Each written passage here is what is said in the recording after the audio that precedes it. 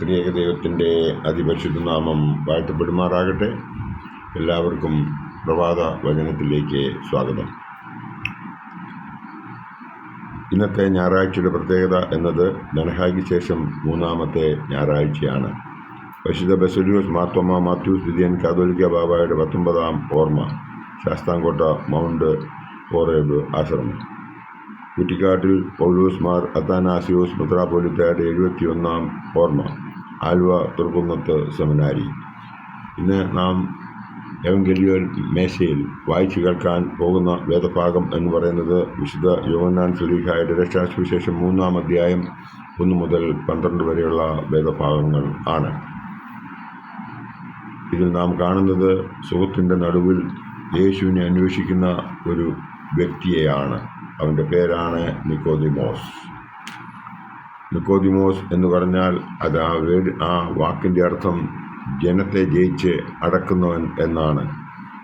യഹൂദന്മാരുടെ പ്രമാണിയും ധനികനും സന്നീന്ദ്രം സംഘത്തിൻ്റെ ഒരു അംഗവുമായ ഈ നിക്കോദിമോസ് നമ്മെ പഠിപ്പിക്കുന്നത് യേശുവുമായിട്ടുള്ള സംഭാഷണത്തിൽ കാണുന്നത് വളരെ പ്രധാനപ്പെട്ട ചില കാര്യങ്ങൾ എന്നതാണ്.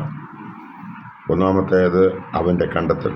യേശുവിനെ അവൻ തിരിച്ചറിയുന്നു. രണ്ടാമത്തേത് അന്വേഷണത്തിൽ നിന്നും ഒരു പുതുജനനം അവനുണ്ടാകുന്നു, ഒരു പുതിയ വഴിത്തിരിവ് ഉണ്ടാകുന്നു. മൂന്നാമത്തേത് അനുസരണത്തിൽ നിന്നും അനുഭവത്തിൻ്റെ ഒരു തലത്തിലേക്ക് അവനെത്തുന്നു. അവനിലുണ്ടാകുന്ന മാറ്റങ്ങളാണ് നാം ഇവിടെ കാണുന്നത്. എന്താണ് അവൻ്റെ കണ്ടെത്തൽ? അവൻ്റെ ജ്ഞാനത്തിൻ്റെ കണ്ടെത്തലിലൂടെ അവൻ ക്രിസ്തുവിനെ സ്വീകരിക്കുന്നു.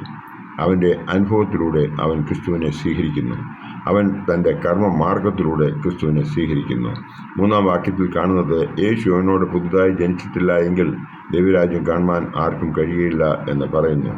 നമ്മോട് യേശു ഇതേ ചോദ്യമാണ് ചോദിക്കുന്നത്. മാമോദീസയിലൂടെ മൂറോൻ അഭിഷേകത്തിലൂടെ നാം പരിശുദ്ധാത്മാവിനെ സ്വീകരിച്ചു. ആ പരിശുദ്ധാത്മാവിൻ്റെ നിറത്തിലാണോ നാം ഇന്ന് ജീവിക്കുന്നത്? അല്ല എങ്കിൽ വീണ്ടും ജനനം നമുക്ക് ആവശ്യമാണ്. എങ്ങനെയാണ് വീണ്ടും ജനനം നമുക്ക് ഉണ്ടാകുക? 5-ാം വാക്യത്തിൽ ഇങ്ങനെ പറയുന്നു: വെള്ളത്താലും ആത്മാവിനാലും ജനിച്ചില്ല എങ്കിൽ ദൈവരാജ്യത്തിൽ കടപ്പാൻ ആർക്കും കഴിയുകയില്ല. നാം മാമോദീസ സ്വീകരിച്ചവരാണ്, ആത്മാവിൽ ജനിച്ചവരാണ്. ആത്മാവിൽ ജനിക്കണമെങ്കിൽ നാം അവൻ കാണിച്ചു തന്നതായ പാതയിലൂടെ ജീവിക്കണം. ഇത്രയും കാലം യേശുവിനെ അറിയാൻ നമ്മൾ ശ്രമിച്ചു. എന്താണ് നാം അവനെക്കുറിച്ച് അറിഞ്ഞതിന് പ്രകാരം നമുക്ക് ജീവിക്കുവാൻ സാധിക്കുന്നുവോ? അവനെ നമ്മുടെ മനസ്സിൽ വസിപ്പിച്ചുവോ?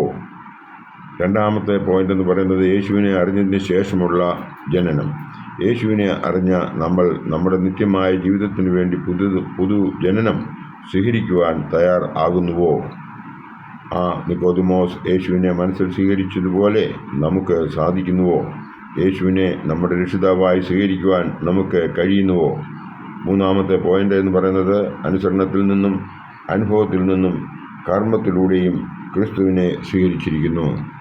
നമ്മുടെ അറിവിലൂടെ, ജ്ഞാനത്തിലൂടെ, അനുഭവത്തിലൂടെ നാം ക്രിസ്തുവിനെ അറിഞ്ഞിട്ടും നമ്മുടെ കർമ്മത്തിലൂടെ നാം അവനെ പ്രകടമാക്കുന്നുവോ? എല്ലാവർക്കും ഇങ്ങനെ സാധിക്കുന്നില്ല എന്നതാണ് സത്യം. ആ സത്യം നമ്മൾ മനസ്സിലാക്കി ഈ താൽക്കാലിക ജീവിതത്തിൽ നിന്നും വേർതിരിക്കപ്പെടുമ്പോൾ ഒരു നിത്യജീവിതം നമുക്ക് ഉണ്ടാകണമെങ്കിൽ നാം എപ്പോഴും നല്ലത് മാത്രം ചിന്തിക്കുകയും സൽപ്രവൃത്തികൾ ചെയ്യുകയും ഇടപെടാതെ പ്രാർത്ഥിക്കുകയും സ്തോത്രത്തോടെ അതിൽ ജാഗരിക്കുകയും ചെയ്യണം. എങ്കിൽ മാത്രമേ നമ്മിൽ സ്നേഹമുണ്ടാകുകയുള്ളൂ. സ്നേഹമുള്ളിടത്ത് മാത്രമേ സന്തോഷമുണ്ടാകുകയുള്ളൂ. സന്തോഷമുള്ളിടത്ത് മാത്രമേ സമാധാനമുണ്ടാകുകയുള്ളൂ. സമാധാനമുള്ളിടത്ത് മാത്രമേ ദീർഘക്ഷമ ഉണ്ടാകുകയുള്ളൂ. ദീർഘക്ഷമ ഉള്ളിടത്ത് മാത്രമേ ദയ ഉണ്ടാകുകയുള്ളൂ. ദയ ഉള്ളിടത്ത് മാത്രമേ പരോപകാരം ചെയ്യുവാനുള്ള മനസ്സ് ഉണ്ടാകുകയുള്ളൂ. പരോപകാരം ഉള്ളിടത്തെ വിശ്വസ്തത ഉണ്ടാകുകയുള്ളൂ. വിശ്വസ്തത ഉള്ള സ്ഥലത്ത് മാത്രമേ സൗമ്യത ഉണ്ടാകുകയുള്ളൂ. സൗമ്യത ഉള്ളിടത്ത് മാത്രമേ ഇന്ദ്രിയ ജയം ഉണ്ടാകുകയുള്ളൂ. ഇന്ദ്രിയ ജയം ഉണ്ടാകണമെങ്കിൽ ദൈവത്തിൽ ആശ്രയിക്കണം. ഈ നിക്കോദിമോസിനെ നമുക്കും അനുകരിക്കാം. ഈ നിക്കോദിമോസിനെ പോലെ നമുക്കും മാനസാന്തരപ്പെടുവാൻ ശ്രമിക്കാം. യേശുവിൻ്റെ ക്രൂശ് മരണത്തിൽ പങ്കാളികളാവാൻ നമുക്ക് ശ്രമിക്കാം. വിശുദ്ധ യോഹന്നാൻ എഴുതിയ രക്ഷാസുവിശേഷം 19 അധ്യായം 39 കാണുന്നത് പോലെ നിക്കോദിമോസിനെ പോലെ അവന് വേണ്ടി മൂറും അകിലം കൊണ്ടുവന്ന് ദേവാലയത്തിൽ നമുക്ക് സമർപ്പിക്കാം.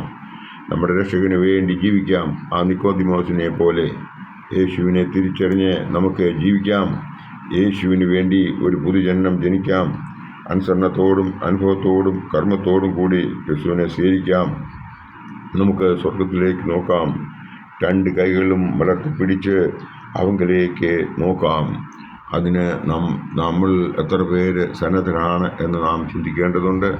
ഇന്ന് നാം ജീവിക്കുന്ന ലോകത്തിൽ അധർമ്മങ്ങളല്ലാതെ മറ്റൊന്നുമില്ലാത്ത ആ അവസരത്തിൽ കർത്താവായ യേശു ക്രിസ്തു ആ നിക്കോദിമോസിനോട് പറഞ്ഞ കാര്യം നമ്മൾ ഓർക്കുന്നുവെങ്കിൽ നമുക്ക് നമ്മെ തന്നെ അല്പസമയത്തേക്കെങ്കിലും തിരുത്തുവാൻ സാധിക്കും എന്നുള്ളതിന് യാതൊരു സംശയവുമില്ല. അതിനായി നാം ചെയ്യേണ്ടത് തീരെ കുറഞ്ഞത് 2 നേരമെങ്കിലും പ്രാർത്ഥിക്കുകയും എന്ത് നമ്മൾ ചെയ്താലും ആ സമയത്തൊക്കെയും ദൈവത്തിൻ്റെ മുമ്പിൽ നമ്മളെ തന്നെ സമർപ്പിച്ചുകൊണ്ട് നാം അവനിൽ ആശ്രയിച്ചുകൊണ്ട് ഏത് കാര്യം തുടങ്ങിയാലും അത് നമുക്ക് സഫലമാക്കുവാൻ സാധിക്കുമെന്നുള്ളതിന് യാതൊരു സംശയവുമില്ല. അതുപോലെ തന്നെ ഏതെങ്കിലും ഒരു കാര്യം നമ്മൾ അത് സമ്പൂർണ്ണമാക്കി കഴിയുമ്പോൾ അവന് നന്ദി പറയുകയും കൂടെ ചെയ്യുന്നുവെങ്കിൽ മാത്രമേ നമുക്ക് ഇതുകൊണ്ടൊക്കെ പ്രയോജനം വരുള്ളൂ എന്നുള്ളതിന് യാതൊരു സംശയവും ഇല്ല. അങ്ങനെ അവനിൽ നാം നമ്മെ തന്നെ സമർപ്പിച്ച് പ്രവർത്തിക്കുന്നുവെങ്കിൽ ദൈവം നമ്മളെ എല്ലാവരെയും അനുഗ്രഹിക്കും എന്ന് മാത്രം ഈ അവസരത്തിൽ ഓർപ്പിച്ചുകൊണ്ട് എൻ്റെ വാക്കുകൾ ഇവിടെ ഉപസംഹരിക്കുന്നു. നന്ദി, നമസ്കാരം.